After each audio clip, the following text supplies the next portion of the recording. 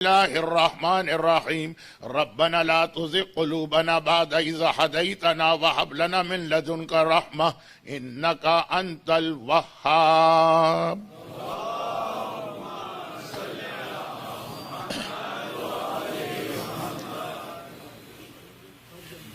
جیسا بھی آپ نے اعلان میں بھی سماعت فرمایا اور ویسے بھی ساری کمیونٹی کے علم میں ہے کہ آج ہمارے ایک برادر محترم جو اس المہدی کے انتہائی فعال والنٹیئرز میں سے تھے، دنیا سے رخصت ہو کے خدمت معصومین میں پہنچے، اور چونکہ ان کے سوئم کی مجلس کل ہی ہے، تو جو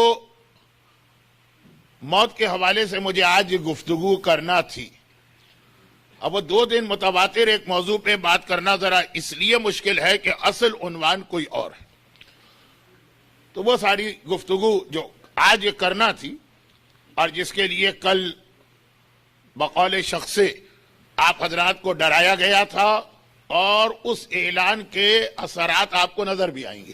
جو آگے والے لوگ ہیں اگر وہ گردن گھما کے پیچھے دیکھیں گے تو ان کو یہ اندازہ ہوگا کہ وہ اعلان بہت کام کا اعلان تھا، اور وہ مومنین کرام کے جو اگر وہ اعلان نہ ہوتا اور غلطی سے وقت پہ آ جاتے تو افیکٹڈ ہوتے، تو وہ بات تو اب رہ گئی. یہیں پہ تو مولا کا وہ فرمان بار بار یاد آتا ہے کہ عرفت ربی بفسق العزائم. آدمی ارادے کچھ کرتا ہے لیکن حالات میں تبدیلی ہو جاتی. اور یہاں پہ ایک جملہ میں بہت اہم کہہ دوں جو اپنی جگہ خود ایک بہت ہی تفصیلی موضوع ہے کہ حالات میں تبدیلی کی وجہ سے انسان کے ارادے تو بدلتے ہیں، حالات میں تبدیلی کی وجہ سے حلال خدا حرام بھی ہوتا ہے اور حرام خدا حلال بھی ہوتا ہے. اور یہ فقہ کا یا شریعت کا یا دین کا یا فروع دین کا بہت ہی اہم ایک اصول ہے جسے سمجھنا بھی ضروری ہے.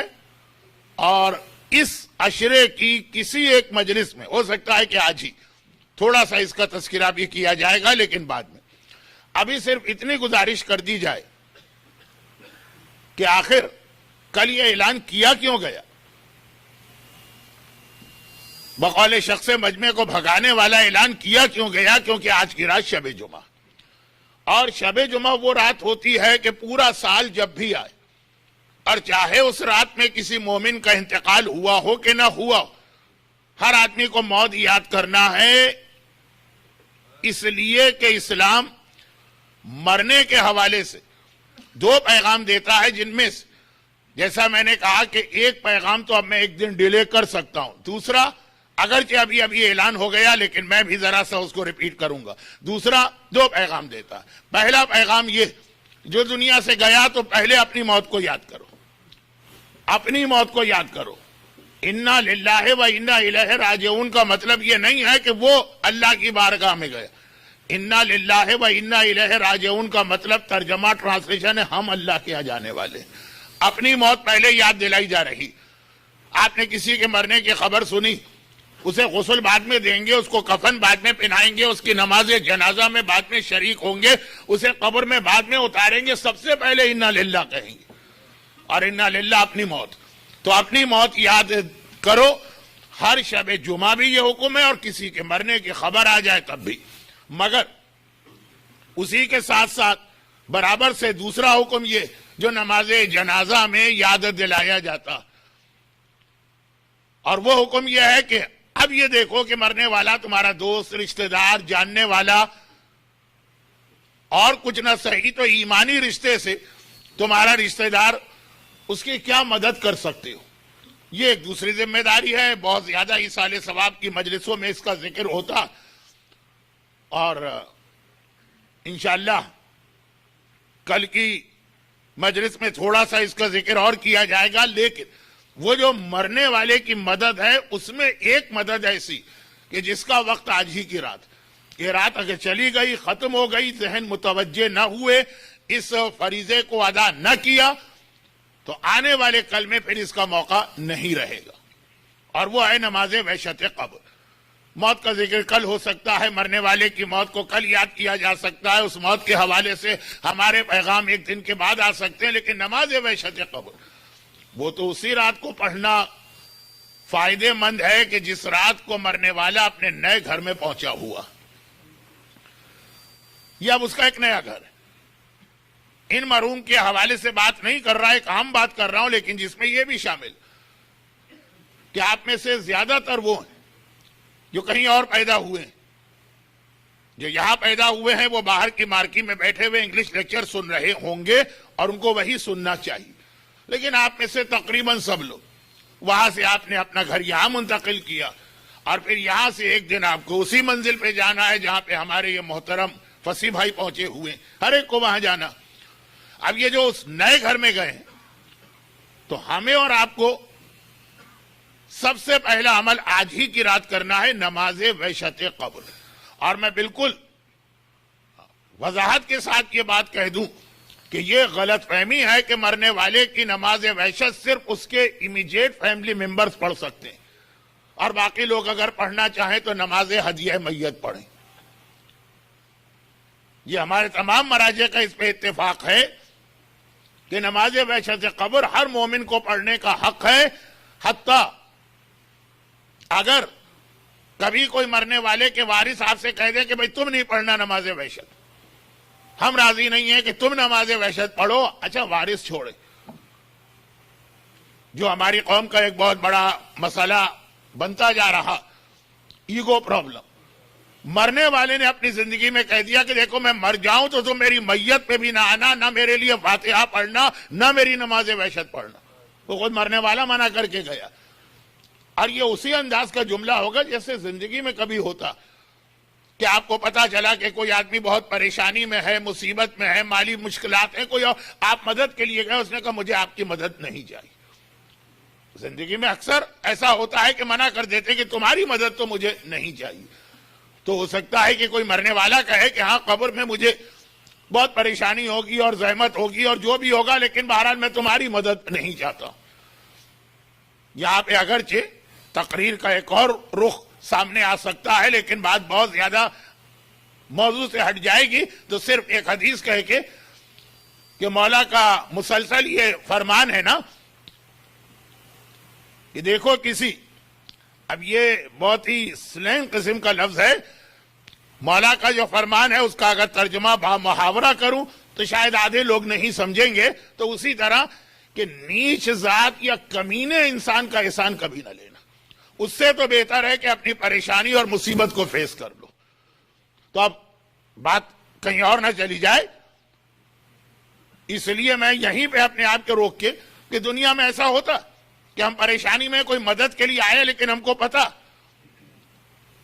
کہ اب یہ ہماری مدد تو کر دے گا, لیکن بعد میں اب کتنے لوگ یہاں پہ ایسے ہوں گے جنہوں نے کسی اور کو اسپانسر کر کے یا طریقے بتا کے بلایا, اور بلانے کے بعد اس بیچارے کی ساری زندگی کو عذاب بنا دیا. ہم نہ ہوتے تو آج تم کہاں پہ ہوتے, ہم نہ ہوتے تو اس وقت تم وہی کراچی کی گلیوں میں ٹھوکرے کھا رہے ہوتے اور ویگن میں مرغا بنے سفر کر رہے ہوتے. کتنی ایک نیکی کر کے. اب یہ قرآن کریم کی آیت بھی ہے, آیت الکرسی کے بعد والی آیت, جہاں آیت الکرسی اپنی دو سہیلیوں کے ساتھ مکمل ہوتی ہے. آیت الکرسی اس کے بعد دو آیتیں اور پڑھی جاتی ہیں, ہم فیہا خالدون تک. اس کے بعد والی آیت لا تبطلوا صدقاتکم بالمن والعذا, خبردار جو تم نے راہ خدا میں صدقہ دیا اسے باطل نہ کرنا, ضائع نہ کرنا, بالمن, منت دھر کے. وہی لفظ جو 2 دن سے مجلس میں آ رہا ہے قرآن کی آیت والا, احسان جتا کے, والعذا, اور جس کی مدد کی ہے اس کو اذیت دے کے. ایک بار مدد کی اور زندگی بھر اس کا پیچھا لیا. حرم اللہ ریح الجنہ علی ثلاثہ. پہلے تو یہ ارشاد فرمایا کہ جنت, بات کرنا تھی جہنم پر آج عذاب قبر, لیکن تذکرہ جنت کا آ گیا. جنت ایسی جگہ ہے کہ جو جنت میں نہیں بھی جائے گا تو اس کی خوشبو اس لیے سونگے گا کہ 50,000 سال کے فاصلے تک یہ خوشبو جاتی ہے. 50,000 میل کا لفظ نہیں آیا، 50,000 سال کا فاصلہ. یہ آپ کو معلوم ہے کہ یہ نارتھ امریکہ کا محاورہ، آپ خود یہاں رہتے ہیں، باقی یورپ میں یا انڈیا میں یا گلف میں یا پاکستان میں اگر کبھی ڈسٹینس بتانا ہو تو یہی کہتے ہیں نا کہ ہم 10 میل دور ہیں، ہم 15 کلومیٹر دور. لیکن نارتھ امریکہ میں کہ میں 2 گھنٹے کی ڈرائیو میں ہوں، میں 3 گھنٹے کی ڈرائیو میں ہوں، یا وقت بہت قیمتی ہے لوگوں کے پاس. تو خلاصہ یہ ہے کہ یہ روایت کا اسٹائل کہ وہاں فاصلہ بتا رہے ہیں 50,000 میل کہے کہ نہیں، 50,000 سال تک. مگر 3 گناہگار ایسے جن پہ اللہ نے جنت تو چھوڑو، جنت کی خوشبو کو بھی حرام کر دیا. باقی جو جہنم میں گئے ہوئے ہیں وہ عذاب خدا تو برداشت کر رہے، لیکن کم از کم جنت کی خوشبو سونگھنے کا ان کو موقع مل رہا، کم از کم یہ ایک مزہ تو ان کو آ رہا. 3 گناہگاروں، پہلا تو جو 2 دن ہمارا موضوع رہا، عاقل والدین، جو والدین کا آق ہو. اب یہ آق بھی ایک ایسا لفظ ہے کہ جس کا ترجمہ اگر یہ کیا جائے کہ والدین کی نافرمانی کرنے والا تو یہ صحیح ترجمہ نہیں، لیکن فی الحال یہ ساری باتیں چھوڑیے، آق والدین. اور دوسرا احسان کر کے احسان جتانے والا. اب اللہ احسان کیوں جتا رہا ہے، یہیں پہ میں پہنچ جاؤں گا. ایک ربط میں نے آپ کو یاد دلائے لیکن پہلے بات ہو جائے. اور نے کہا لا تبطلوا صدقاتکم بالمن والعذا، پہلے تو نیکی کرو اور پھر منت دھر کے احسان جتا کے عذیت دے کے اپنے احسان کو ضائع کرو. ایسا خبردار ایسا نہ کرنا، تمہارا وہ صدقہ ضائع ہو جاتا ہے، تبطلوا ٹوٹ جاتا ہے، باطل ہو جاتا. تو اب ہو سکتا، مجھے یاد ہے کہ کون سا جملہ میں اتنا پھیلاتا چلا گیا کہ ہو سکتا ہے کہ مرنے والا زندگی میں کہہ گیا کہ بھائی تم نہیں پڑھنا میری نماز وحشت، مجھے تمہاری نماز وحشت سے وحشت ہوتی ہے. پھر بھی ہر ایک کو اختیار، ہر مومن کو یہ اختیار ہے کہ کسی بھی مومن مرنے والے کی، بلکہ اگر غیر مومن بھی مرا مگر دشمن اہل بیت نہیں، خوش عقیدہ ہے تو نماز وحشت پڑھی جا سکتی ہے. تو خیر یہ نماز وحشت کا وقت مخصوص. یہاں پر پھر ایک فقہی بحث آ جاتی جو میں ابھی فی الحال نہیں چھیڑ رہا ہوں، صرف ایک لفظ اس کے حوالے سے، ایک چھوٹا سا جملہ اس کے حوالے سے کہوں گا. پھر ایک فقہی بحث آ جاتی کہ واجب نماز اپنے وقت پہ نہ پڑھی جائے تو اس کی قضا کرنا ہوگی. لیکن اور یہ واجب میں خالی یہ روزانہ کی 5 نمازیں نہیں ہیں، نماز آیات بھی، نماز طواف بھی ہے. لیکن کیا سنت نماز اگر وقت پہ نہ پڑھی جائے تو اس کی بھی قضا؟ سنت تو شروع سے ہی سنت تھی، آپ کے اختیار والنٹیئر آپ پڑھ رہے تھے تو، لیکن نہیں پڑھ سکے کسی وجہ سے، تو کیا اگر ہم اس کی قضا بھی والنٹیئر پڑھنا چاہیں ثواب کے لیے؟ یہ ایک بحث. پہلی رجب کی نماز کی بہت تاکید ہے، نہیں پڑھی ہم نے پہلی رجب کو، تیسری رجب کو پڑھنا چاہ رہے قضا کی نیت سے. فجر کی نماز تو قضا کی نیت سے آپ پڑھ سکتے ہیں، لیکن سنت نماز، اب یہ سنت نمازوں میں نماز شب کی قضا تو ہے، لیکن نماز وحشت سنت نماز، زیارت وارثہ کی نماز ایک سنت نماز، ماہ مبارک رمضان کی کتنی ہی نمازیں، شب قدر کی نماز ملا کر سنت نماز، ایک بحث ہے. اور اس کے اندر جو بھی مجتہدین کے فتوے، یہ بات تو ثابت ہے کہ نماز وحشت سے قبر کی قضا نہیں. تو یہ تو ہر صورت میں جن کو مرحوم کا حق ادا کرنا ہے، آج ہی رات کی نماز پڑھنا. اور ہمیشہ یہاں پہ میں 2 باتیں یاد دلا کے پھر اپنے اصل موضوع پہ آ جاتا ہوں.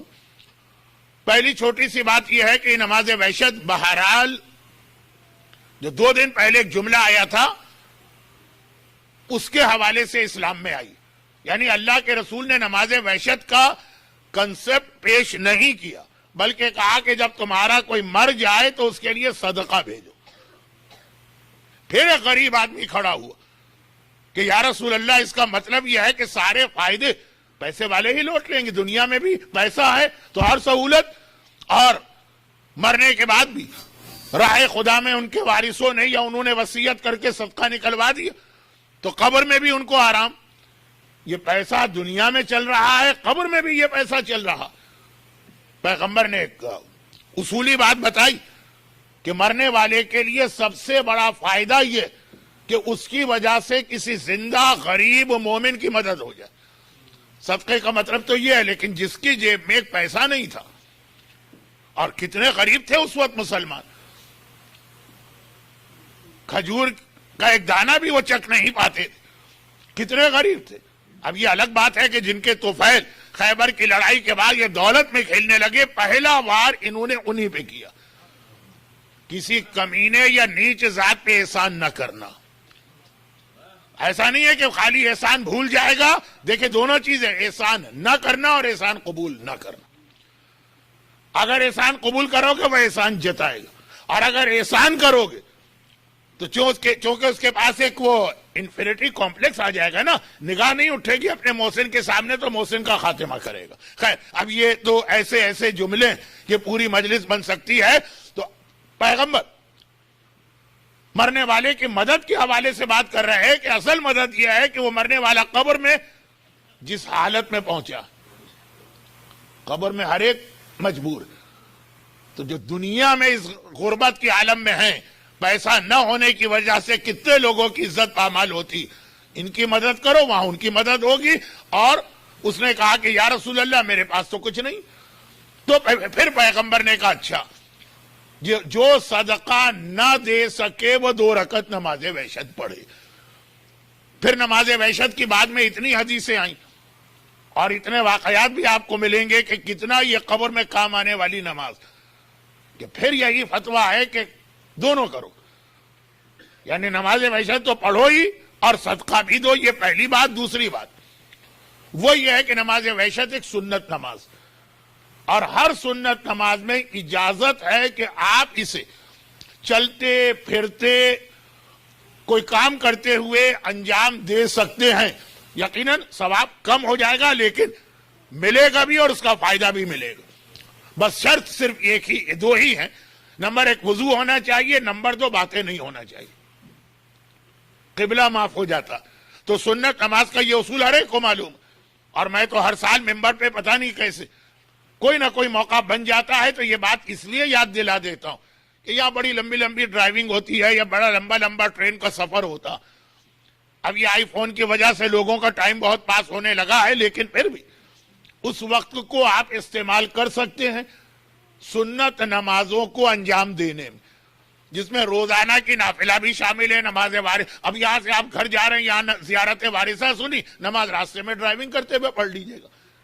لیکن نماز وحشت کے حوالے سے خاص یہ بات کہ اگر کوئی ذہن میں نہیں رہا اور مغرب اور عشاء کے ساتھ نہیں پڑھی نماز وحشت تو نماز وحشت کا وقت فجر تک. اچھا، یہ اتنی ساری باتیں آ گئیں. اب میں جلدی سے موضوع کو اصل عنوان پہ لے کے آتا ہوں، اور وہ یہ کہ اللہ جو منع کر رہا ہے بار بار کہ نیکی کر کے کبھی احسان نہ جتانا. اب پورے قرآن میں کسی اور نعمت کے حوالے سے احسان کا تذکرہ نہیں، صرف یہ رسالت کا اس دنیا میں آنا اور ہمیں اور آپ کو ایمان کی ہدایت کرنا. ہاں بے شک قرآن نے ایک کمپلین یہ کی کہ ان الانسان لربہ لکنود. یہ کمپلین ہے اللہ کی، یہ قرآن کی آیت ہے. انسان اپنے رب کا بڑا ناشکرا. اللہ دیتا جاتا ہے دیتا جاتا ہے دیتا جاتا ہے، اور پھر بھی یہ ناشکرا انسان. والدین کی جو اتنی عزت اور احترام بتایا گیا، اس کا ون آف دا ریزن یہ ٹریننگ بھی ہے کہ کس طرح سے اللہ کا شکر ادا کرو. لیکن یہ جملہ یہیں پہ روکتے ہوئے والدین کی خدمت اپنی جگہ خود نیکی ہونے کے ساتھ ساتھ یہ ٹریننگ بھی ہے کہ انسان اللہ کا ناشکرا نہ ہونے پائے. جس باپ نے ایک نیکی تم پر کی کہ تمہیں اس دنیا میں لے کے آ گیا، اس کا اتنا حق ہے کہ جو ہر لمحے تم پر نیکی کر رہا ہے اس رب کا کتنا حق ہے. ان الانسان لربہ لکنود کمپلین کی. انسانوں کی اس حالت پہ قرآن نے افسوس کیا. فَبِأَيِّ آلَاءِ رَبِّكُمَا تُكَذِّبَانِ. کس کس نعمت کو جھٹلاؤ گے. لیکن جہاں تک یہ لفظ استعمال ہو کہ اللہ احسان کر رہا ہے، وہ خاص ایمان کے حوالے سے یہ احسان کیا جا رہا ہے. اور یہیں پہ ایک بات میں موقع مل گیا تو عرض کر دوں. یہ کل آتی یہ بات تو زیادہ بہتر تھا، لیکن کل کا موضوع شاید خود اتنا طویل ہو جائے. وہ یہ کہ ایمان، اللہ نے کہا کہ یہ میں نے احسان کیا ہے تم پر، لیکن وہ گرانٹیڈ نہیں ہے، یہ میرا خاص احسان. اور اسی ایمان کو شریعت میں ایک اور لفظ سے بھی بیان کیا گیا ہے، خیر. لفظ خیر جو ہے اس کے معنی بھی ایمان، یعنی توحید و رسالت و امامت. آج چونکہ نماز جنازہ آپ میں سے کافی لوگوں نے پڑھی، جن کو اطلاع ملتی گئی اور وہ وقت پہ آ سکے، تو آج ہمارے مرحوم فصیح بھائی کی نماز جنازہ میں اچھے خاصے مومنین تھے، ہال بھرا ہوا تھا. اللہم ان لا نعلم منہ الا خیرا، نماز جنازہ میں آپ پڑھتے ہیں، معلوم ہے آپ کو، اے خدا ہمیں مرنے والے کے بارے میں کچھ نہیں پتا، صرف ایک چیز جانتے ہیں، اس کے پاس خیر. گرچہ میں 2-3 بار اس سے پہلے بھی اسی ممبر پہ یہ بات کہہ چکا ہوں، مگر ایک خاص وجہ سے آج پھر اس کو دہرا رہا ہوں. پچھلے سال ایام اعظم، پورے ایام اعظم میں میں المہدی کے ممبر کا ثواب نہیں لے سکا تھا، لیکن آپ کے پڑوس میں ہی تھا. خاصا وقت میرا یو ایس میں گزرا تھا انہی مجالس میں. ایک عجیب نماز جنازہ میں نے سنی، میں تو چکرا کے رہ گیا، حیران ہو کے رہ گیا. لیکن وہ اسی غلط فہمی کی وجہ سے کیا نماز جنازہ سنی کہ ایک صاحب عالم نہیں تھے. بعض ایسی جگہیں ابھی بھی دنیا میں جہاں پہ عالم ہر وقت اویلیبل نہیں ہوتا ہے، اور نماز جنازہ تو پڑھنا ہے فوراً، تو جس کی بھی عربی صحیح ہے اس سے کہہ دیتے ہیں کہ آپ یہ نماز پڑھا دیجیے. بلکہ بعض جگہ پر اگر کوئی آدمی آدھا علم حاصل کر لے تو اس کو سب سے بڑا عالم سمجھا جاتا. جو پورا علم حاصل کر لے، مرجع یا مجتہد، اس کی تو کوئی عزت اور احترام نہیں. جس کا دل چاہا اس نے فیس بک پہ اٹھا کے 2 کامنٹ پاس کر دیے ان کے بارے میں. آدھے علم والے کی بڑی عزت اور بڑا احترام ہوتا. تو وہاں تو خاص طور پہ دعوت دی جاتی ہے. اب وہ صاحب جو نماز جنازہ پڑھا رہے تھے، آپ کو یقین نہیں آئے گا، آپ اس کو جوک سمجھیں گے، اور یہ جوک نہیں. میں نماز جنازہ میں شریک نہیں تھا، لیکن بہرحال آج کل تو ایسا رواج ہو گیا ہے ریکارڈنگ کا کہ میں ہر ممبر میں مجلس سے کہتا ہوں میں اپنی مجلس کی ریکارڈنگ پہ راضی نہیں. لیکن ٹیکنالوجی اتنی ترقی کر گئی ہے، موبائل اور موبائل کے بعد کی بھی چیزیں، تو نماز جنازہ کی بھی ریکارڈنگ ہونا. پہلے تو خالی شادی کی ریکارڈنگ ہوتی تھی، اور اس کے بعد تو اب یہ ہے کہ یہ سلسلہ اتنا بڑا کہ بہت ڈر لگتا ہے کہ قبر میں مردے کی بھی جو ریکارڈنگ کرتے تو کہیں گے چیز یا مسکرائیے ذرا حضرت. خیر، تو خلاصہ یہ کہ نماز جنازہ پڑھ رہے ہوں، اللہم انا لا نعلم منہ الا خمرہ. خمر عربی میں کہتے شراب کو. بھئی یہ کیوں کہا؟ یہ مرنے والے کو میں اچھی طرح جانتا ہوں، یہ ایسا شرابی اور اتنی شراب پیتا. اب گھر والوں نے کہا کہ کوئی عالم موجود نہیں ہے، نماز جنازہ آپ پڑھا دے. تو اگر کوئی موجود نہ ہو تو نماز جنازہ تو واجب کفائی، جو پڑھا سکتا ہے اس پر واجب ہے پڑھانا.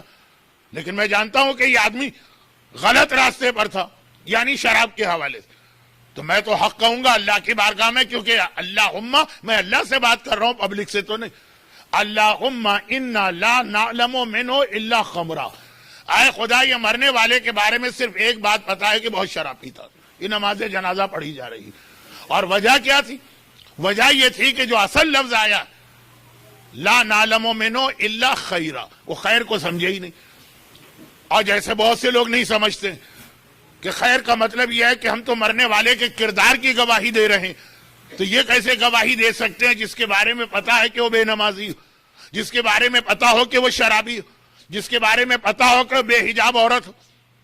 وہ تو روایت آپ نے بہت سن لی بے حجاب عورت والی، کہ جب سب لوگ اس کی موت پہ رو رہے ہیں تو فرشتے ہنس رہے ہوتے ہیں. یہ ساری زندگی بے حجاب گھومنے والی، اللہ اللہ آج کتنا حجاب اس کو کرایا جا رہا. تو خیر، وہ ایک بہت مشہور حدیث ہے کہ رسول نے جبرائیل سے پوچھا کہ تم بھی کبھی ہنستے ہو؟ کہا کہ میں کیا، سارے فرشتے ہنستے. جب بے حجاب عورت کو کفن کے اندر لپیٹ کے قبر میں اتارا جاتا. کفن کمپلیٹ حجاب ہے جو اسلام ایک عورت سے مانگتا. خیر تو اب یہ کہ کیسے ہم کہہ دیں کہ لا نعلم منہ الا خیرا, ہم اس کے بارے میں گواہی دیتے یہ خیر پر ہے, تو خیر پہ نہیں. تو حضرت آپ سمجھے ہی نہیں کہ خیر کا مطلب کیا. خیر کا مطلب ہے ایمان, خیر کا مطلب ہے صراط مستقیم, خیر کا مقصد ہے توحید پروردگار, خیر کا مقصد ہے رسول کی رسالت, خیر کا مقصد ہے علی کی ولایت و امامت. یہ ہے خیر.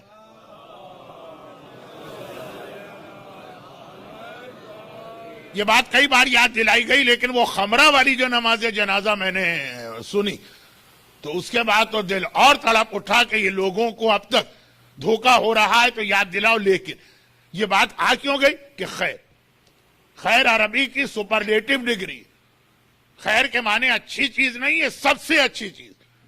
تو سب سے اچھی چیز تو ولایت اہل بیت ہے, اس سے بہتر اور کون سی نیکی اور اس سے بہتر اور کون سا عمل. اور اللہ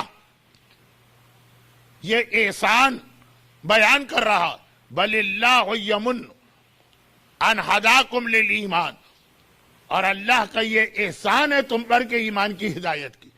اب یہاں پر ایک چھوٹی سی بات, جس سے جو آیت میں نے خطبے کے بعد پڑھی, آپ تو بھول بھی گئے ہوں گے, مجھے یاد ہے کہ اس کا ربط ملے. کہ ایک بات تو یہ ہوئی کہ اللہ نے یہ احسان کس حوالے سے بیان کیا, دنیا کے حوالے سے تو نہیں, آخرت کے حوالے سے. اس سے پھر موت پہ بات کرنا تھی تو آج نہ صحیح تو کل. لیکن جب آپ کسی کا فیور کریں اور کسی کو کوئی چیز دے اور اس کے بعد وہ اس چیز کی ناقدری کرے, اٹھا کے پھینک دے, تحفے تک کے بارے میں کہ اگر ایسا تحفہ آپ کو ملا جو آپ کو نہیں چاہیے, آپ کے کام کا نہیں, آپ کو پسند نہیں آ رہا, تو کم از کم جو تحفہ دینے والا ہے اس کے سامنے کوئی ایسا جملہ نہ کہو یا کوئی ایسا ایکشن نہ کرو یا اپنے چہرے پہ کوئی ایسا تاثر لے کے نہ ہو. اسے بڑے احترام اور عزت کے ساتھ قبول کرو, اس بیچارے کا دل نہ ٹوٹے. مومن کا دل نہ ٹوٹے, چاہے اس کے لیے کبھی روزہ توڑنا پڑے سنت, چاہے اس کے لیے کبھی نماز توڑنا پڑے سنت, چاہے اس کے لیے کبھی طواف توڑنا پڑے سنت, چاہے اس کے لیے کبھی اعتکاف توڑنا پڑے یہ سنت, اور بعض حالتوں میں تو واجب بھی. لیکن یہ حکم, اور ہم نے اگر اسی کے سامنے اٹھا کے وہ تحفہ ڈسٹ بن میں ڈال دیا یا ٹریش میں پھینک دیا یا کچرے کے ڈھیر میں ڈال دیا, ہمیں اور آپ کو بہت برا لگے. اللہ نے ہمیں ایمان دیا, اب بجائے اس کے کہ ہم اللہ کے اس احسان کو مانیں. لیکن 3 مرحلے ہوتے ہیں نا. ایک تو یہ کہ آپ کو ایک چیز دی کسی نے, فیور کر کے آپ نے تھینک یو کہا, آپ نے اپریشیٹ کیا. دوسرا یہ کہ آپ نے کچھ نہیں کہا, نہ نیگیٹو نہ پازیٹو, وہ بھی چلے قبول. اور تیسرا یہ ہے کہ اتنا نیگیٹو آپ کا بیہیویئر یا ایٹیٹیوڈ ہے, اٹھا کے آپ نے پھینک دیا. آپ کسی کے لیے کھانا لے کے گئے, اس نے اٹھا کے کتے کے آگے ڈال دیا. البتہ مسلمان معاشرے میں کیونکہ جب ایک آدھ بار مثال دی تو لوگوں نے کہا کہ نہیں بھائی ہمارے بچے تو کتے کے آگے کوئی چیز ڈالے تو اس کی عزت افزائی سمجھتے اس چیز کی. کتا اولاد سے زیادہ قیمتی ہے, ہوگا کہیں پہ, لیکن جو مجمع میرے سامنے ہے وہاں پہ نہیں. کتنا برا لگے گا اسے. اللہ نے ایمان دیا, اور اس کے بعد پھر سورہ آل عمران کی اس آیت میں جو میں نے تلاوت کی ایک پیغام دیا کہ دیکھو یہ کہتے رہنا ربنا لا تزغ قلوبنا بعد اذ ہدیتنا وہب لنا من لدنک الرحمہ انک انت الوہاب. اے خدا جو تو نے ہمیں ہدایت دے دی, وہی ہدایت جس کے لیے لفظ آیا منت, اللہ نے احسان کیا, جو ہدایت دے دی, ایسا نہ ہو کہ لا تزغ قلوبنا ہدایت کے بعد ہم دوبارہ گمراہ ہو جائیں. اور یہ تو ہوا مومن کو ایک پیغام. اب اس سے بچنے کے لیے غالباً سب سے زیادہ جو دعا ہم اور آپ مانگتے ہیں, گھر کے دعا کی نیت نہیں ہوتی ہے, اور شاید اگر دعا کا تصور آئے تو شاید نماز بھی غلط ہو, لیکن ہے تو وہ دعا نا اہدنا الصراط المستقیم, آئے خدا ہمیں سیدھے راستے پہ باقی رکھ. وہ جو اللہ نے احسان جتایا, ایمان دیا, اب یہ باقی رہنا چاہیے. اب اس نعمت کی قدر کرنا, چلے قدر بھی نہ کرے لیکن کم از کم اس کو ضائع تو نہ کرے. آخری زمانے کا سب سے بڑا پرابلم یہ ہے کہ ایمان ضائع ہوگا. آخری زمانہ کسے کہتے ہیں؟ آخری زمانے کے دو معنی ہیں اور دونوں میں یہ حدیث ہے. ایک ہے ہر آدمی کا اپنا آخری زمانہ، جس وقت موت کا فرشتہ کسی کے سرانے آتا اسی وقت شیطان بھی اس کے سرانے آتا اور پوری کوشش کرتا ہے کہ ایک لاسٹ ٹرائی کر لے اس کا ایمان ضائع کرنے کی. اور اسی طرح سے مجموعی اعتبار سے پورے دنیا والوں کے لیے آخری زمانہ کب ہے؟ ظہور امام سے جسٹ بیفور کا. یہ دو موقع ایسے ہیں کہ ایمان بہت خطرے میں ہوتا. اب یہاں پہ یہ اصل میں ہمارا موضوع چل رہا، نہ صرف یہ کہ خطرے میں ہوتا ہے بلکہ روایت یہ ہے کہ مور دین 2/3 کا ایمان دونوں موقعوں پہ ختم ہوتا. یعنی آخری وقت میں بھی جب اس کا اپنا وقت آتا ہے آخری، ہمیں کیا معلوم، ہم تو نہیں دیکھ رہے ہیں اس کو، مگر اس کا ایمان ختم ہو گئے. ہم اس کو دیکھ رہے ہیں، اس کے ایمان یعنی شیطان اور ملک الموت کو نہیں دیکھ رہے. اور اسی طرح سے جب امام آنے والے ہوں گے تو جسٹ بیفور امام دجال بھی آئے گا اور لوگوں کے ایمان کو اس طرح ضائع کرے گا کہ 2/3 کا ایمان ضائع ہو جائے گا. یہ تو دجال کے حوالے سے تو ہر ایک کو معلوم ہے، یا کم از کم اب معلوم ہو گیا. لیکن یہی موت کے وقت کی حالت. اب اسلام خالی پرابلم بتاتا ہے کہ سلوشن بھی بتاتا ہے. خالی کنڈیم ہی کیا جاتا ہے کہ بتایا جاتا ہے اس سے بچنے کا طریقہ کیا. یہاں پہ ایک سوال آ گیا، اور شب جمعہ کی اہم ترین دعائے کمیل تو یقیناً ہے، آج بھی مجلس کے بعد شاید ہو، شاید مجھے نہیں معلوم پوری تفصیل. شب جمعہ کی اہم ترین دعائے عدیلہ، یعنی وہ دعا جس کو پڑھنے کے بعد انسان کا ایمان بچتا. کا روزانہ بھی پڑھنا ہے، لیکن روزانہ چھوٹی سی دعا، یا اللہ یا رحمان یا رحیم یا مقلب القلوب ثبت قلبی علی دینک. یہ بھی دعا عدیلہ ہے، ثبت قلبی، میرے دل کو ثابت قدم رکھ اپنے دین پر. لیکن آج کی رات جو لمبی والی دعائے عدیلہ، تو ایمان بچانے کے دو طریقے. اب یہیں پہ ایک چھوٹی سی بات ربط ملا ہے اس لیے کہہ دوں، شب جمعہ دعا کی رات بھی ہے. اور ایک دعا آپ سن لیجئے مجھ سے، کیونکہ یہ لوگوں کے آج پرابلمز بہت زیادہ ہیں آج کی دنیا میں، اور یہ بہت ہی اسٹرانگ قسم کی دعا، یعنی کوئی بہت ہی بڑی مشکل ہو جس کو ہم اردو میں کہتے ہیں کہ زندگی اور موت کا مرحلہ ہو، یا عربی میں امام کے زمانے میں اس کو امام زبان سے نہیں کہتے تھے، ایکشن سے بتاتے تھے کہ جب بات یہاں تک آ جائے، یہ باقاعدہ امام اپنی انگلی اپنی گردن پہ رکھتے ہیں، یعنی گردن کٹنے کی بات آ جائے اس وقت یہ دعا پڑھو. عام حالت میں بھی ہے، لیکن بس صرف اس لیے بتانا کہ چھوٹے چھوٹے مسائل. اب کراچی میں رکشہ نہیں مل رہا ہے تو آدمی نے یہ دعا شروع کر دی، میں جانتا ہوں ایسے لوگوں کو. اور یہ ہے کہ وہ مثلاً صبح کا وقت ہے اور کوئی ناشتے کی چیز نہیں مل رہی تو یہ دعا اس نے پڑھنا شروع کر دی. اس کے لیے نہیں ہے یہ. وہ ہے سورہ مجادلہ، قرآن کریم کا ایک سورہ، بہت اہم سورہ. پہلی مجلس میں نے who want to be millionaire type کا ایک سوال آپ سے کیا تھا. کون تھا جو صفین نہروان میں علی کا علمدار ہے اور کربلا میں عمر سعد کا؟ اسی ٹائپ کا ایک سوال ہے. اور وہ یہ ہے کہ قرآن کریم کے 114 سوروں میں وہ کون سا سورہ ہے جس کی ہر آیت میں لفظ اللہ آیا؟ اللہ کے 1001 نام تو جوشن کبیر میں آپ پڑھتے ہیں. 99 جو نیمز ہیں وہ بچوں کو یاد ہیں یوٹیوب کے اوپر جو کلپس ہیں، لیکن اصل نام جو ہے وہ لفظ اللہ. سارے نام جو ہیں وہ اس کے چاروں طرف گھومتے ہیں. اللہ عربی میں اس کو اس میں جلالہ کہتے ہیں. قرآن کریم کا صرف ایک سورہ ہے جس کی 23 آیتوں میں سے ہر آیت میں لفظ اللہ آیا، اور وہ ہے سورہ مجادلہ. سورہ توحید کتنا اہم سورہ ہے، اللہ کی توحید بتا رہا، اس کی ہر آیت میں لفظ اللہ نہیں، اللہ کا نام. سورہ دہر کتنا اہم سورہ، اہل بیت کا قصیدہ پڑھا جا رہا، ہر آیت میں لفظ اللہ. سورہ مجادلہ. جب کوئی ایسا مسئلہ آپ کو پیش آ جائے کہ زندگی اور موت کا مرحلہ اسے کہا جائے، تو پھر یہ سورہ مجادلہ جس کے حوالے سے دو جملے سنیے، کیونکہ آج دعا کی رات بھی ہے نا، تو ایک دعا بھی آپ کو میں نے ضمناً بتا دی. دو جملے سنیے اور پھر میں اپنے موضوع پہ بات کو آگے بڑھاؤں. پہلا جملہ یہ کہ اس کا طریقہ کیا ہے، فجر کی نماز کے بعد. اور دوسرا سورہ مجادلہ کے حوالے سے جو پیغام ہر آیت میں لفظ اللہ ہے اس کی، اگر کبھی اس کے ترجمے پہ غور کریں تو بہت عجیب بات ہمارے سامنے آتی ہے. اس عجیب بات کا عاشورے سے بہت گہرا تعلق. 3 سال پہلے میں انگلینڈ کے ایک امام باڑے میں مجلس پڑھ رہا تھا،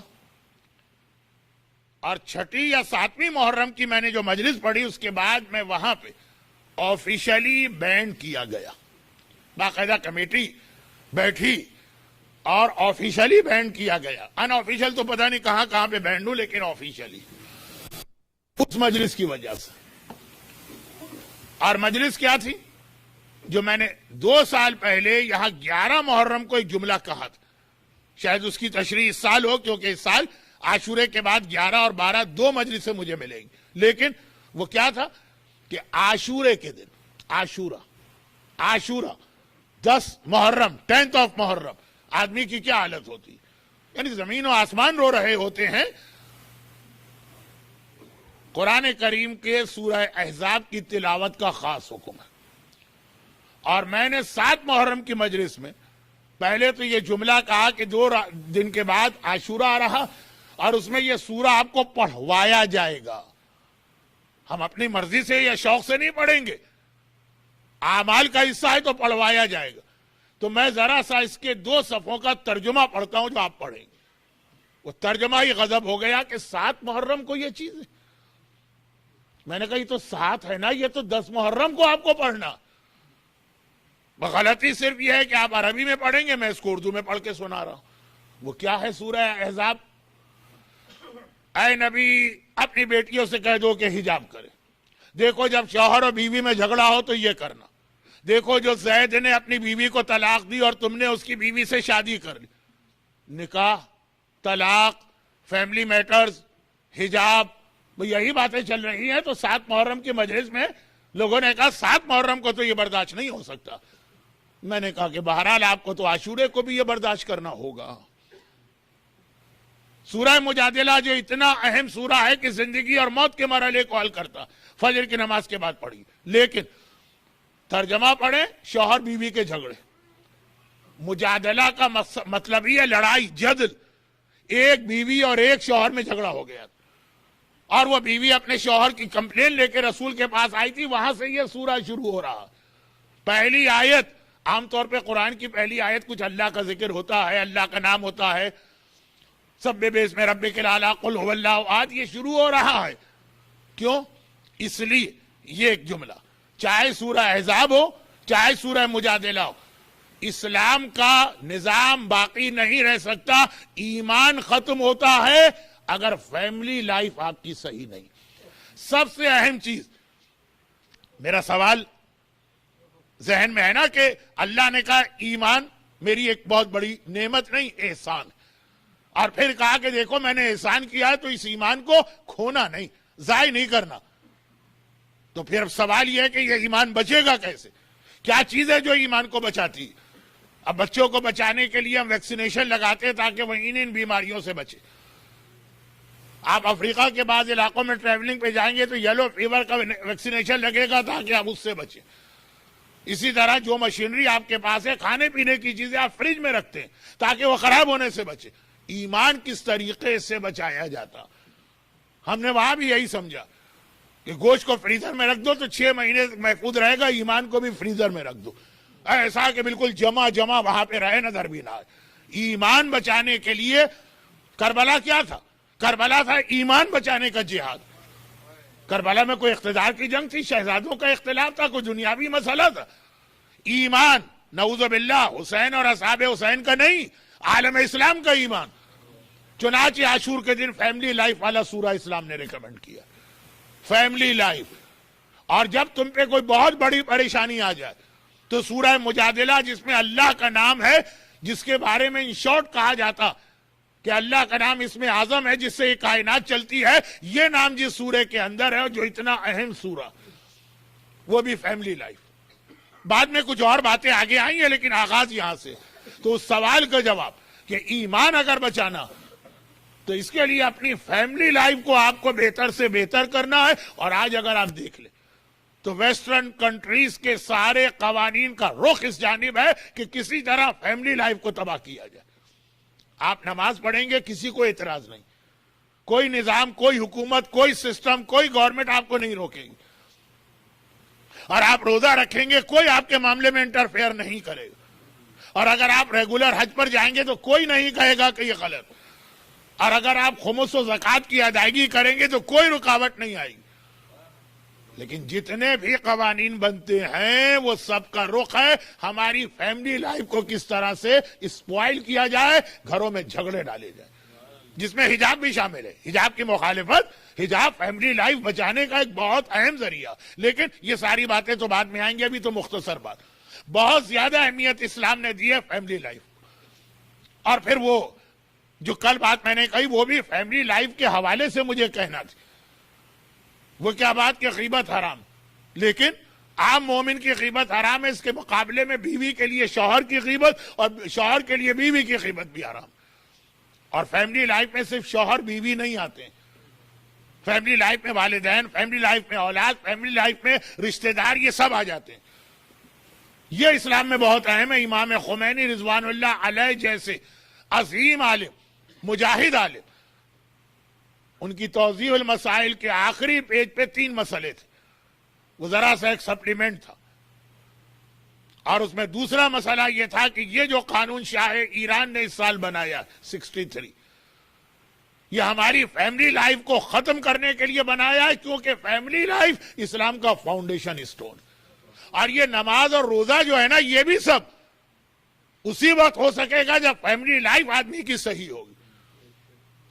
چنانچہ شہزادی کی وہ روایت جو میں نے مرحوم فصیح بھائی کی موت کے حوالے سے ایک جملہ کہا تھا، وہ اصل میں شہزادی کا جملہ تھا، جس کو پوری روایت کو ابھی پڑھ رہا ہوں، اور وہ یہ کہ جب اللہ کے رسول شادی کی اگلی صبح شادی ہوئی، اچھا اب شادی ہوئی تو شادی تو اردو کا لفظ ہے، شادی تو ہر خوشی کو کہیں گے، نکاح ہوا، نکاح کے کچھ عرصے کے بعد رخصتی ہوئی،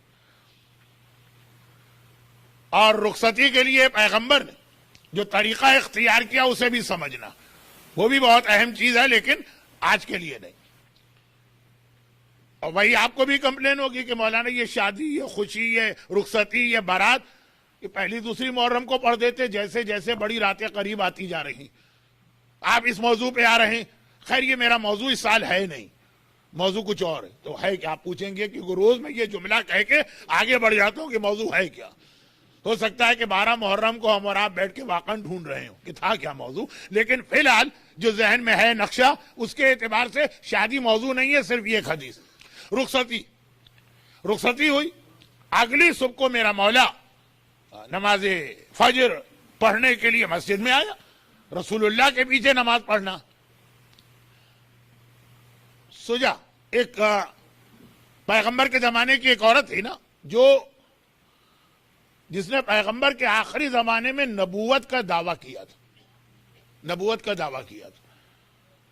اور وہ جو پہلی مجلس میں آدمی آئے تھے شبس ابن ربی، وہ اسلام لانے سے پہلے اس کی نبوت ماننے والوں میں تھا، بلکہ نبوت پروموٹ کرنے والوں میں تھا۔ خیر، تو اب یہ ایک عورت تھی۔ جب یہ اعتراض کیا گیا کہ پیغمبر نے تو کہہ دیا کہ میرے بعد کوئی نبی نہیں ہے، تم کہاں سے آ گئے، تو اس نے وہ مذکر و مؤنث کا فائدہ اٹھایا کہ پیغمبر نے کہا لا نبی یا بعدی، نبی کے معنی مرد نبی، یہ نہیں کہا نبی یا عورت والا جو مومن سے مومنہ، نبیہ تو نہیں کہا نا، میں نبی نہیں ہوں، میں نبیہ ہوں، اس کو تو پیغمبر نے منع نہیں کیا۔ آج بھی ایسے مومن ملتے ہیں، مولانا داڑھی منڈوانا حرام ہے، ہم مانتے ہیں، لیکن داڑھی رکھ کے منڈوا تو حرام ہے، ہم نے تو رکھی ہی نہیں، آئی ہی نہیں ہمارے چہرے پہ داڑھی۔ اور یہ کتنے ایسے لوگ ملتے ہیں کہ سیریس مسئلہ، آیت اللہ سیستانی کی کتاب میں کوئسچن آنسر والی میں مسئلہ آ گیا کہ سوال کیا کسی نے کہ میں تو داڑھی رکھتا ہی نہیں، تو کیا پھر تو جب رکھتا ہی نہیں ہو تو منڈوانا کہاں سے ہوگا؟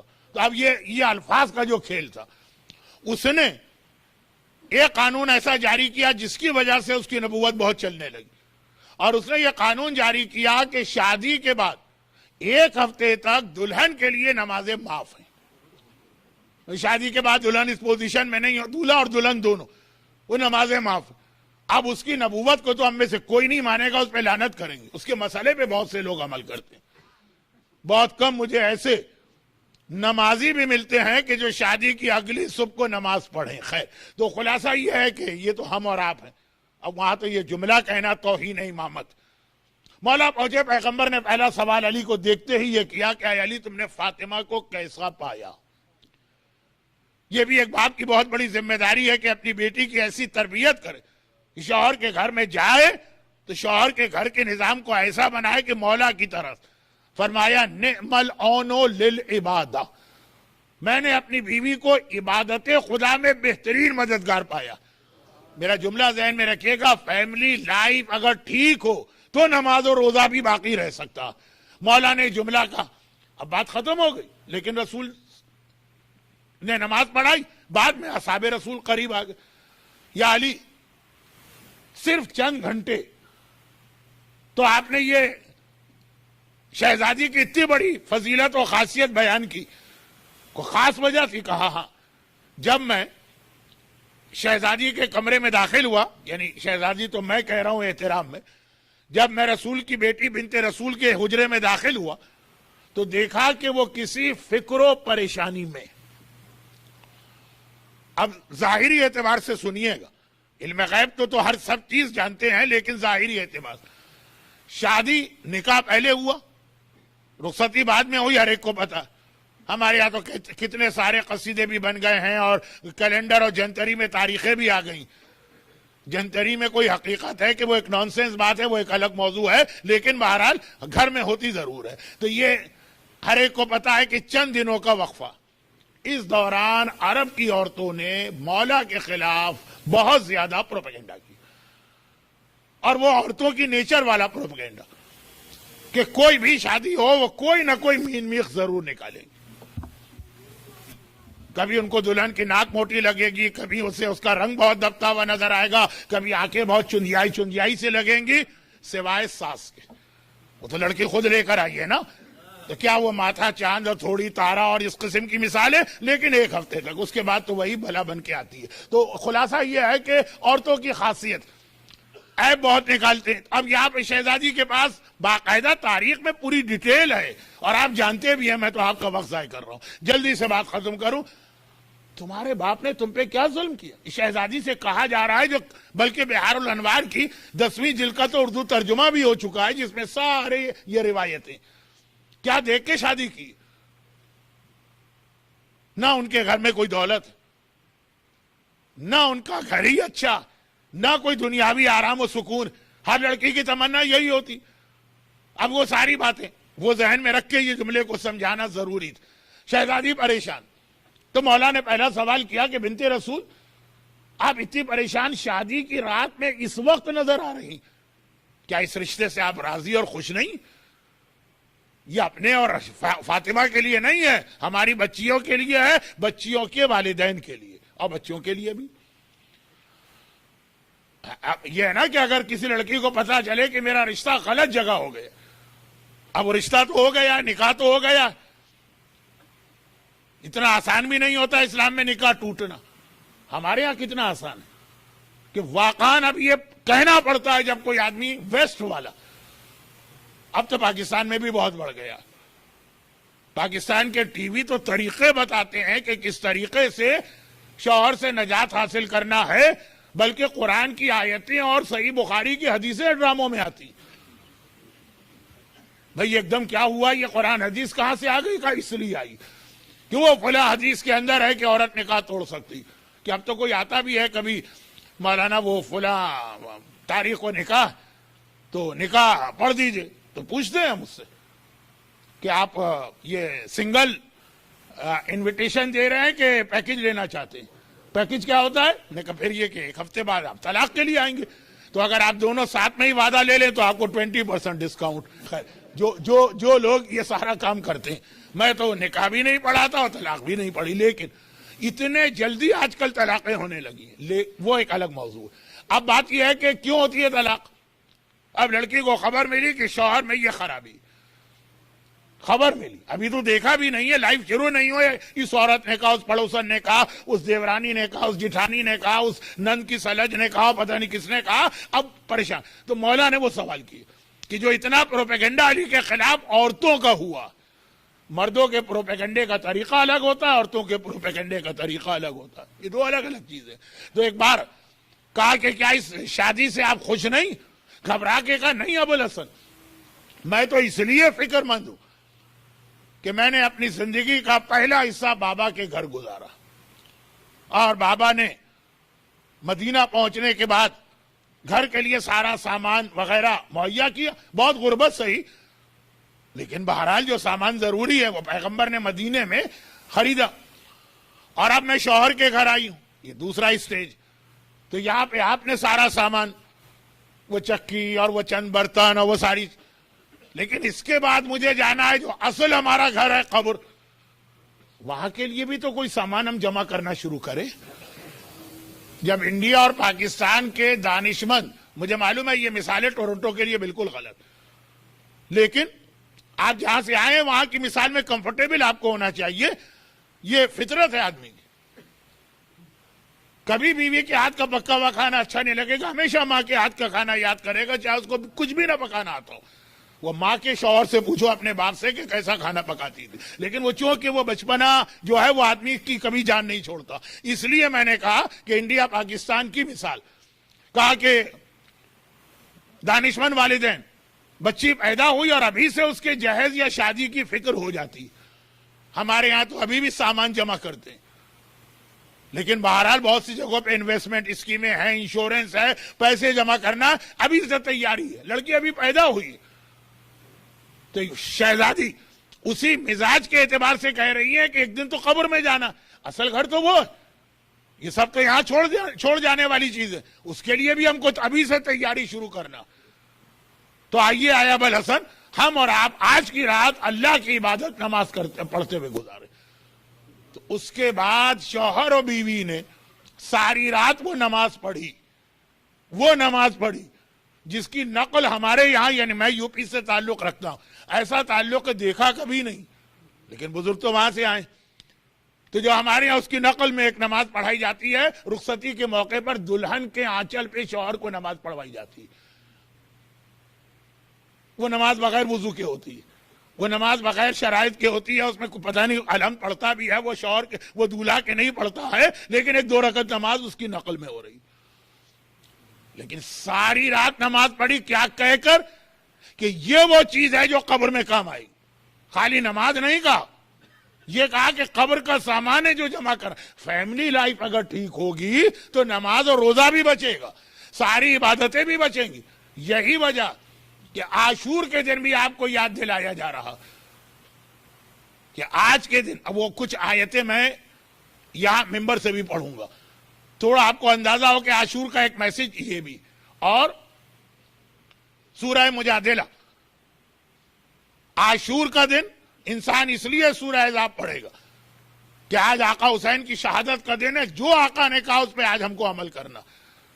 اور شب جمعہ اس لیے سورہ مجادلہ پڑھے گا کہ اس کے ساتھ پرابلم لگے ہوئے، وہاں ایمان کی وجہ سے پڑھے گا، یہاں اپنے ذاتی فائدے کے لیے پڑھے گا، لیکن دونوں جگہ پیغام ہے ایک ہی، فیملی لائف کو بچانا۔ اور فیملی لائف بچے۔ اچھا، یہ والا جو جملہ میں کہہ رہا ہوں یہ میرا، آپ کا جب نکاح ہوا تھا تو یہ جملہ آپ کے نکاح میں پڑھا گیا تھا نا، جو مولانا نکاح پڑھا رہے تھے انہوں نے کہا کہ نہیں کہا کہ قال رسول اللہ یقال امیر المومنین من تزوج فقط احرز نصف دین فلیتق اللہ فی النصف الاخر۔ کس نکاح میں یہ حدیث نہیں پڑھی جاتی؟ جس نے اپنے شادی کی اس نے اپنا آدھا دین بچا لیا، آدھا دین۔ پورا دین حسین ہے، کہا کہ آدھا دین یہ شادی۔ اور پھر یہاں سے ایک جملہ جو کل سے مصائب میں بیان ہوگا کہ نصف دین ہمارا اور آپ کا نصف دین بچتا۔ تو جو حسین کی شادیاں، ہر شادی کے اندر ایک پیغام، چاہے وہ ام لیلہ سے ہو جو علی اکبر کی شہادت میں ذکر ہوتا، اور چاہے وہ رباب سے ہو جو علی اصغر کی شہادت میں ذکر ہوتا، اور چاہے وہ مولا کی اور ام المؤمنین کی شادی، تو یہ نصف دین بچتا شادی کے ذریعے۔ یہ فیملی لائف اسلام میں بہت ہے، مگر یہاں پہ میرا درد دل سنیے، کتنی دیر باقی ہے؟ اچھا 3 دن سے مجھے ایک مس انڈرسٹینڈنگ ہو رہی تھی کہ 1 گھنٹے کی مجلس سے میں 5 منٹ 7 منٹ زیادہ لے رہا ہوں۔ ابھی میں نے دیکھا جو فلائر یا پمفلیٹ ہے تو مجھے تو شروع سے ہی 75 منٹ دیے گئے، تو 3 دن آپ سے معذرت کہ میں 7 منٹ پہلے ممبر سے اتر آیا تھا۔ وہ اگر 7 اور 7 اور 7 جمع کریں تو ابھی میرے پاس 21 منٹ مزید آج پڑھنے کے ہیں 1.25 گھنٹے کے بعد، لیکن خیر۔ اور صحیح معنوں میں نعروں کا موقع ان کو کل سے ملے گا، اس لیے کہ مجمع بھی ذرا سا ٹھنڈا جواب دیا نعرے کا، یا تو نعرہ super power super power super power نعرہ حیدری حیدری حیدری محمد وال محمد آواز بلند تر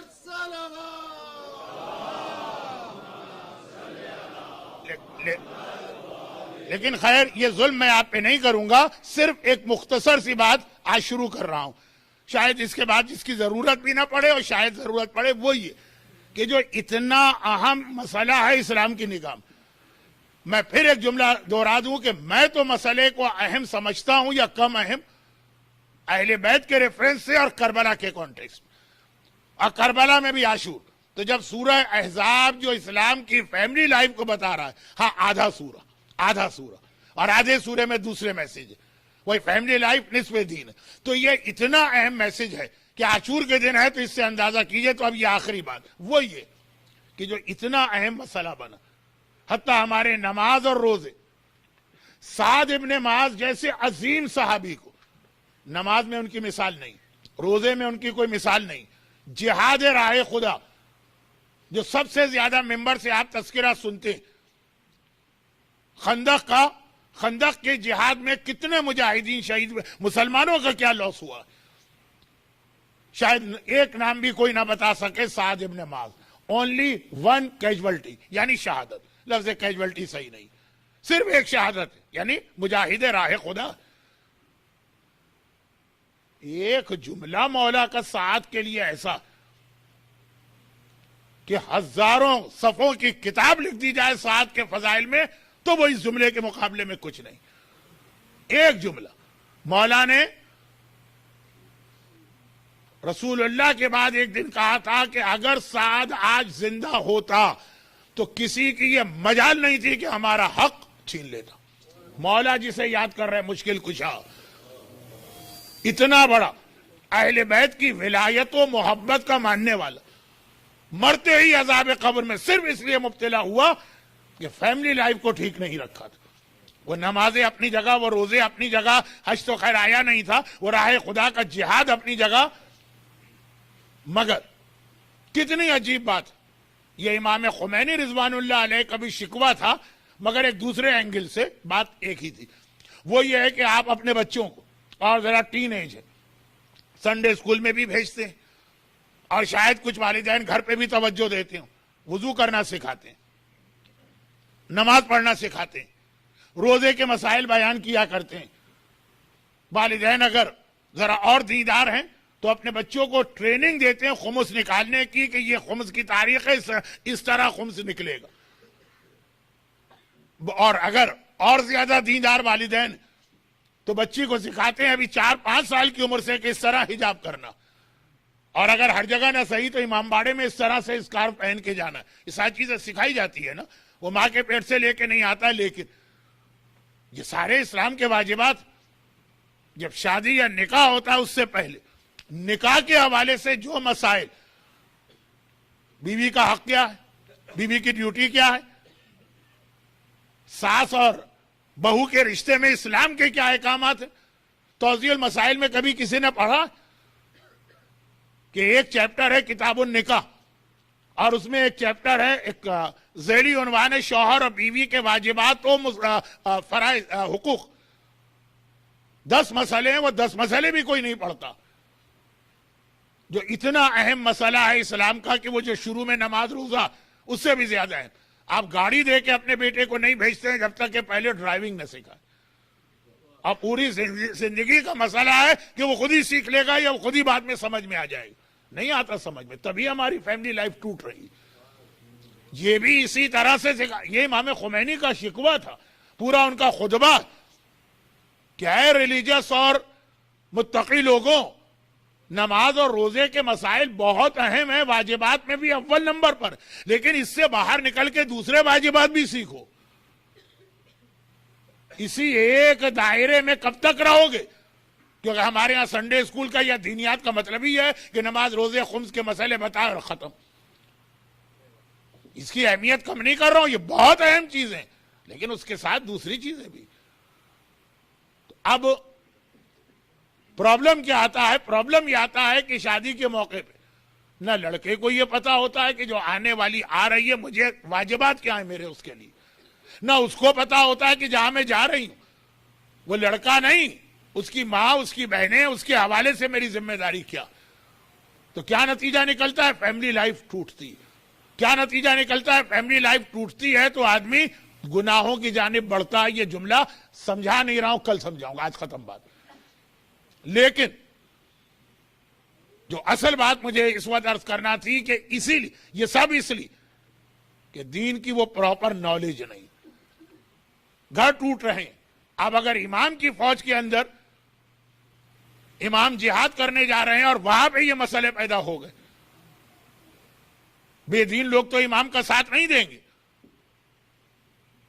اس لیے امام کی فوج کا سپاہی بننے کی اہم ترین شرط یہ ہے کہ آدمی اپنی فیملی لائف کو بچائے, اور اس کی اہم ترین شرط یہ کہ دین کا علم حاصل کرے. اور اس کی ہمیں بہترین اگزامپل ملتی ہے حبیب ابن مظاہر.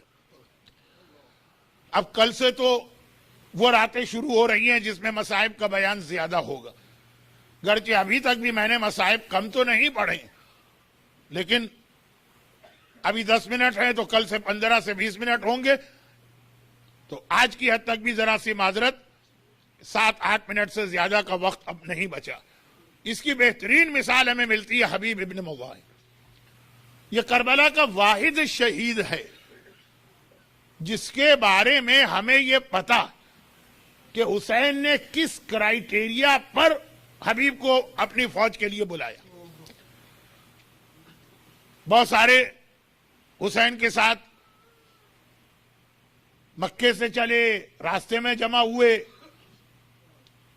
اچھا خاندان والے تو ہیں, لیکن خاندان والوں کے بارے میں بھی ہمارے ذہن میں تو یہی ہے نا کہ عباس اس لیے حسین کا ساتھ دے رہے ہیں کہ حسین کو بھائی ہیں, بابا کی وصیت ہے, عباس کی پیدائش کا مقصد ہے حسین کا ساتھ دینا. اکبر تو ہیں باپ کے ساتھ. حسین کی نگاہ میں کرائیٹیریا کیا, معیار کیا, کس بیس پر حسین کسی کو بلاتے ہیں؟ اور ایک ہی مجاہد حبیب ابن مظاہر ہے جس کے لیے حسین لکھ کر وہ کرائیٹیریا بتایا تحریری شکل میں, تاکہ وہ جو آخری زمانے میں ہم امام کے لشکر کا انتظار کر رہے ہیں ایک چیز سامنے آئے. حبیب ابن مظاہر وہ ہیں جن کے نام حسین کا تحریری خط گیا, اور ایسا خط کہ جس کے پورے جملے تاریخ کے اندر محفوظ. الى الرجل الفقی من الحسین ابن علی الى الرجل الفقی حبیب ابن مظاہر. یہ علی کے بیٹے حسین کی جانب سے خط ہے, اور مظاہر کے بیٹے حبیب کے نام ہے, لیکن حبیب کے نام سے پہلے لکھا اس مرد کے نام ہے جو الفقیہ, دین کی معلومات رکھتا ہے اور علم فقہ پہ حاوی ہے. دیکھیے حسین وہ جملہ بھی لکھ سکتے تھے جو مسلم ابن عقیل کے لیے لکھا ہے, انا باعث الیکم ثقتی وابن امی, اے کوفے والوں میں تمہاری جانب بھیج رہا ہوں اسے جس پہ مجھے پورا ٹرسٹ, اور وہ میرے چچا کا بیٹا.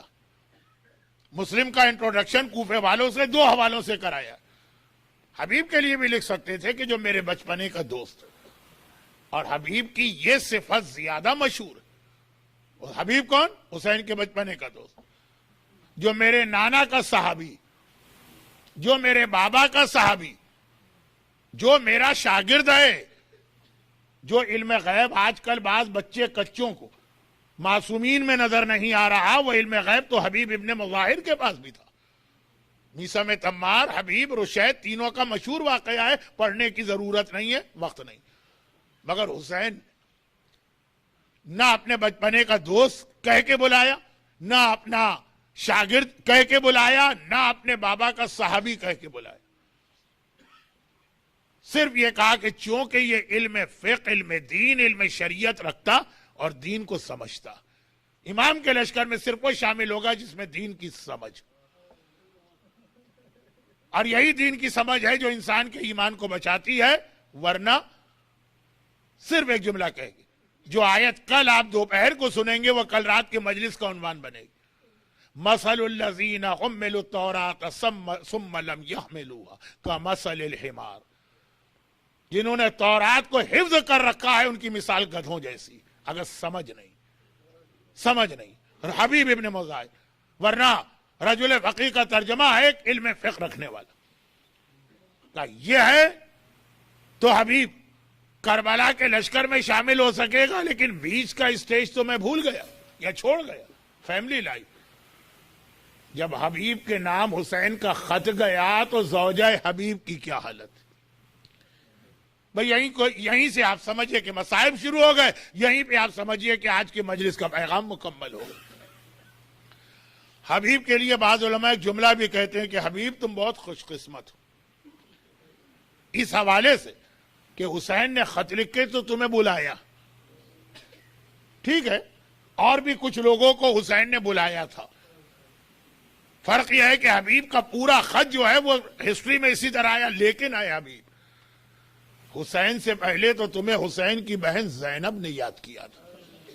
یہی تو ہے نا مقاتل میں کہ 2 محرم کو حر آقا حسین کو لے کے کربلا پہنچ چکا، اور ابن زیاد کو خط لکھا کہ حسین کربلا آ گئے ہیں، اب بتا مجھے کیا کرنا، اور یہاں سے اب روز خط جا رہا اور وہاں سے فوجیں آ رہی ہیں۔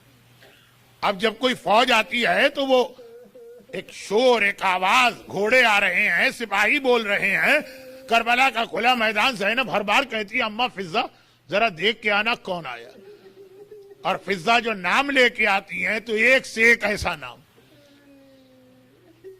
زیارت عاشورہ میں تو آپ لعنت بھیجیں گے، اسو بھیجیں گے، ہر لمحے ان کے لیے لعنت ہی نکلتی ہے کہ فضہ نے کہا شہزادی تو خولی آیا، شہزادی یہ تو سنان آیا، شہزادی یہ تو ہرملہ آیا، شہزادی یہ تو عمر سعد آیا، شہزادی یہ تو شمر آیا ہے۔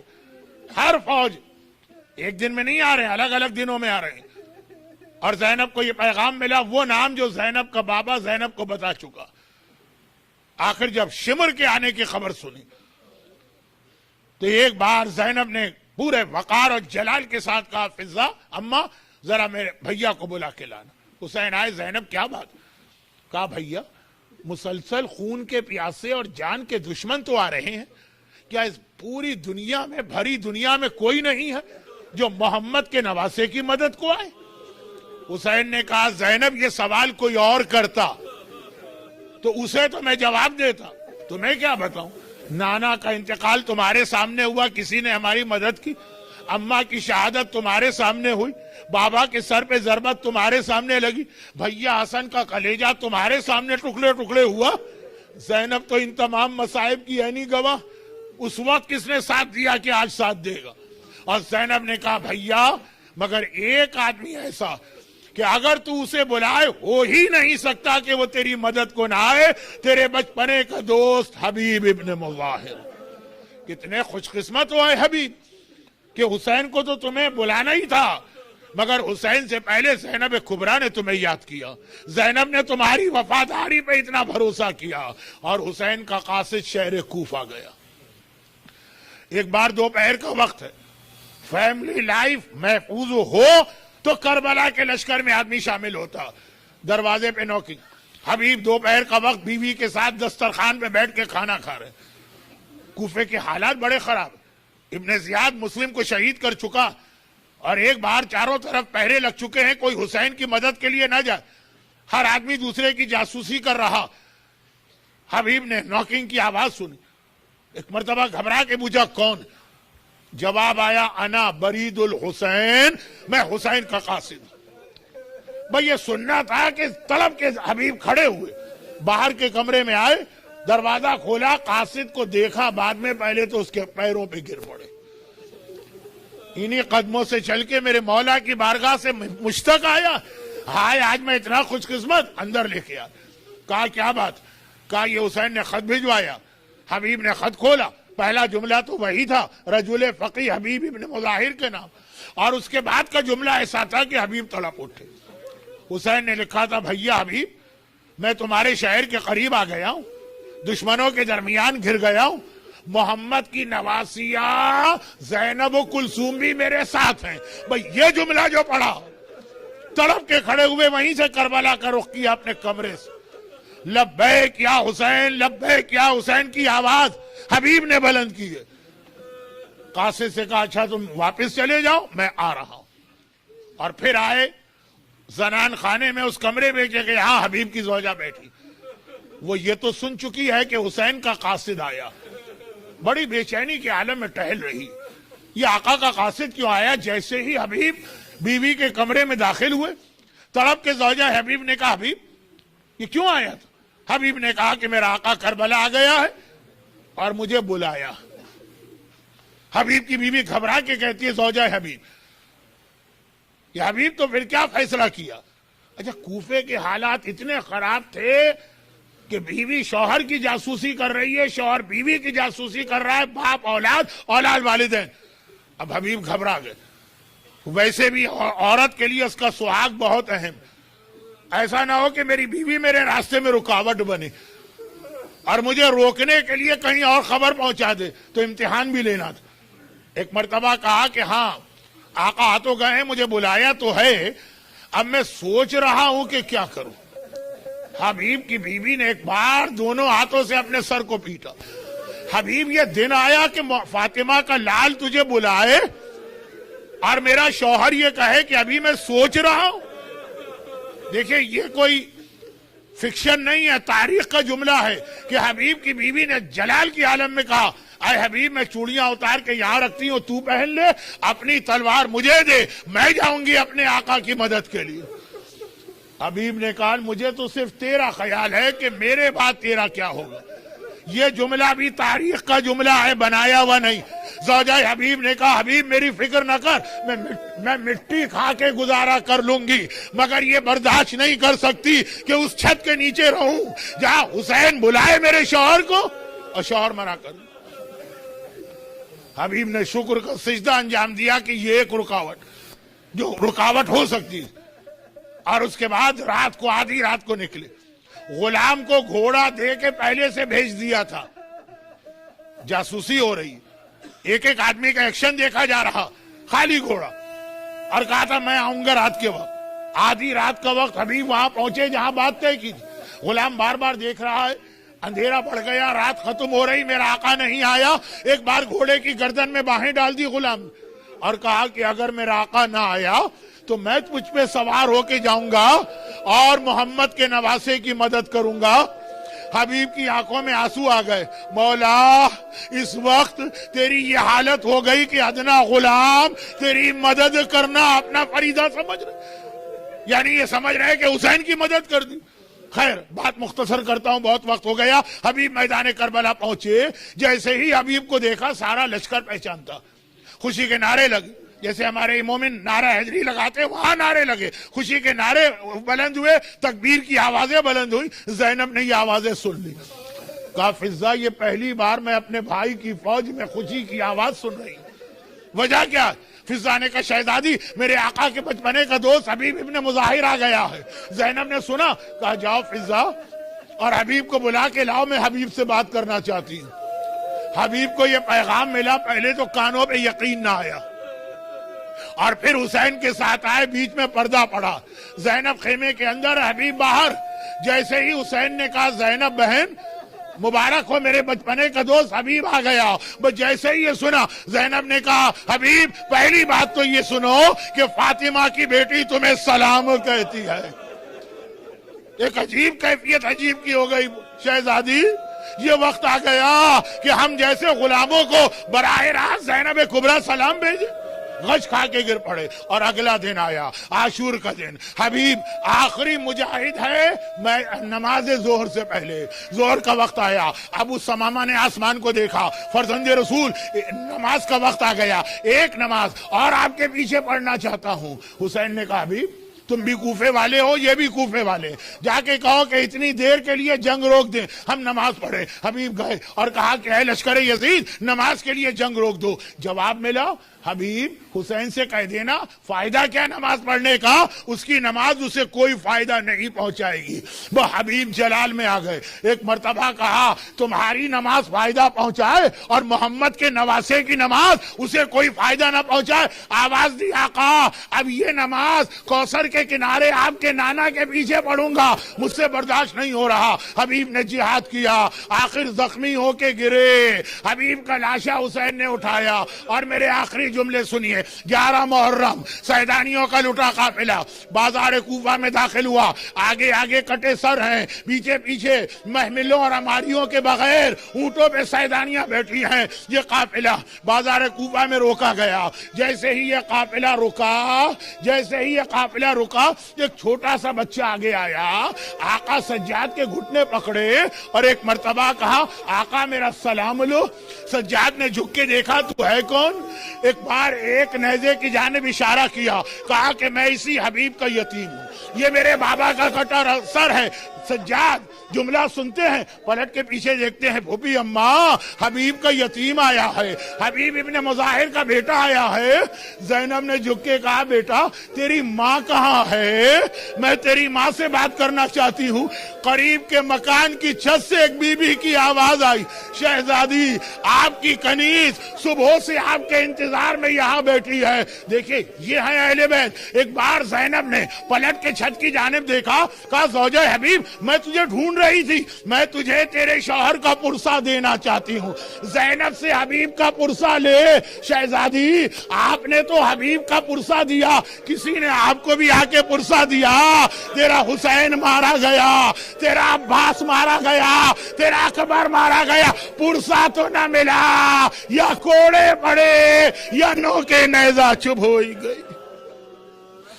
خدا بندہ حبیب ابن مظاہر کی اس وفاداری کا واسطہ ہم میں سے ہر ایک کو آل محمد کا ایسا ہی وفادار بنا دے۔ خدا بندہ حبیب ابن مظاہر کے اس جہاد کا واسطہ ہمیں بھی اسلام، اہل بیت، حسین مظلوم اور اہل بیت اطہار کی ولایت و امامت کی خاطر ہر قربانی کا جذبہ عطا فرما۔ یا جتنے مومنین اور مومنات ہیں ان کو ہر آفت و پریشانی سے محفوظ فرما، ان کی ساری حاجتیں پوری فرما۔ ہمارے مرحوم فصیح بھائی کو اعلی علین میں اہل بیت اطہار سے ملحق فرما، امام زمانہ کے ظہور میں تعجیل فرما۔